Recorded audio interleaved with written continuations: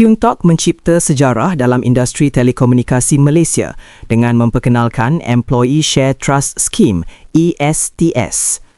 Melalui inisiatif ini, pekerja bukan sekadar tenaga kerja tetapi kini diiktiraf sebagai pemegang saham syarikat.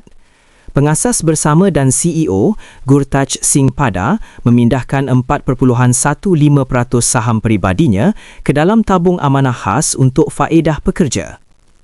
Langkah ini memberi peluang kepada mereka menikmati faedah kewangan selari dengan pertumbuhan syarikat menjelang IPO. Apabila TuneTalk disenaraikan, skim ini akan menjadi mekanisme untuk mengagihkan saham melalui kerangka Employee Share Option Scheme (ESOS). TuneTalk, syarikat telekomunikasi pertama di Malaysia yang menjadikan pekerja sebagai pemilik equity. Satu langkah berani ke arah masa depan.